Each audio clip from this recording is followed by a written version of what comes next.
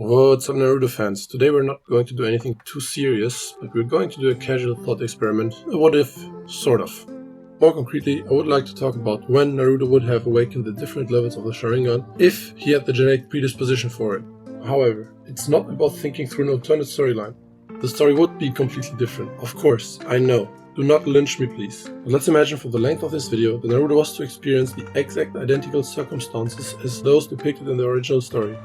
Now, let's evaluate which events might have brought about the awakening of each Sharingan form in the context of the Naruto story that we are familiar with. Before we get started, let's quickly summarize what triggers the awakening of the Sharingan according to Tobirama. Two things are required. Uchiha must feel strong love with a close bond to a person. Then, when that love is lost, the feeling turns into even stronger hatred, sadness or disappointment, which awakens the Sharingan. The stronger the emotional trauma, the further the Sharingan will develop. Now to the main topic. One could argue that Naruto would at least already awaken the 1-to-Moe Sharingan in the fight against Mizuki. He doesn't lose anyone close to him in this encounter. Nevertheless, the feeling of disappointment is also a strong trigger. Naruto experiences acknowledgement and love for the first time from a leaf shinobi here. To be exact, from his teacher, who is now in mortal danger because of Naruto's actions, while he's still trying to save Naruto's life despite his mistakes and the fact that he harbors the being that killed his parents. For a child that has never truly experienced love to be stuck in this situation must be like a dam bursting, with all the emotions that have been accumulating for years pouring out all at once. If you then take into account that Sarada awakened her 1-to-Moe Sharingan in what I consider a less emotional situation, this should be a relatively acceptable idea.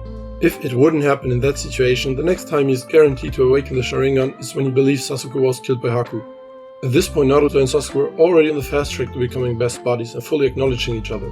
Especially for Naruto, who has only just begun to form deep bonds with others around him, the direct loss of such a bond through the seeming death of Sasuke should be more than enough to awaken the 2-to-Moe Sharingan in both eyes at the very least. For the people who might not know, Uchiha can skip Tomoe numbers during an awakening if the trauma is bad enough. I think that there's no doubt that that would happen in that moment. I mean, you saw an equivalent reaction in the original in the form of the escalating Fox Chakra. To the next round, when does the 2-to-Moe Sharingan transform into a 3-to-Moe one? The simple and likely answer would be just like Sasuke did during the battle between the two in the Valley of the End. But let's provide some variety and see if we can find another plausible answer. One could argue that there is a chance it could occur during the fight between Naruto and Kabuto.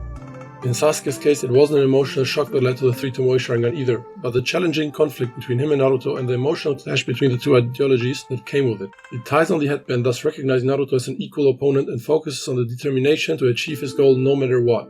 Naruto has a similar focus on his determination to become Hokage in the fight against Kabuto. He has a kunai rammed into his hand and completely mastered the Rasengan at the exact moment, just to wreck Kabuto. Furthermore, this is clearly a fight to the death, and the aspect of being a protector is reinforcing the argument, as Tsunade is completely paralyzed and traumatized during the fight and would be killed in case of Naruto's defeat. All very arguable reasons that Naruto could develop a 3-to-Moe Sharingan at that very moment. If you still have doubts after listening to my arguments, as mentioned before, we can agree that it would definitely happen in the fight against Sasuke at the latest.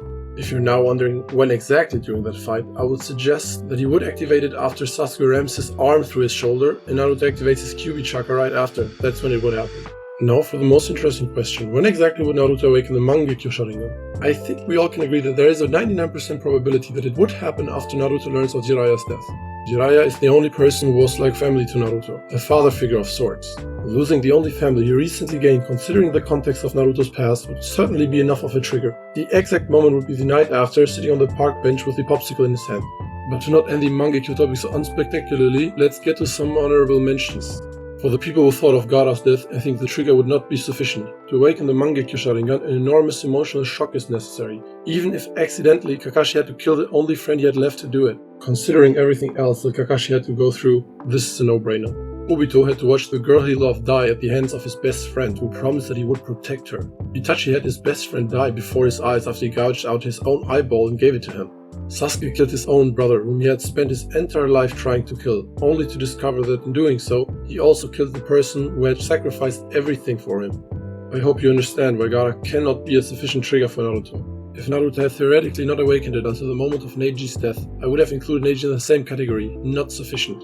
So could there have been a different trigger at all if we ignore Jiraya's existence for a brief moment? The answer is probably. It's the moment when Pain kills Hinata. I mean, he's so out of it that he was willing to give up his body to Kurama, who was still evil at the time, for good just to kill Pain. If we assume that her death alone wouldn't necessarily have been enough, you have to consider the context too. Pain has killed a whole lot of Konoha's inhabitants and shinobis. He killed Kakashi and has wiped out the village off the map. And to top it all off, she confesses her love to Naruto only to be illustratively killed right in front of him. Even if we leave out the Jiraiya thing for a moment, that would have been a very qualifying moment for the awakening of the Mangekyo Sharingan. And that brings us to the end.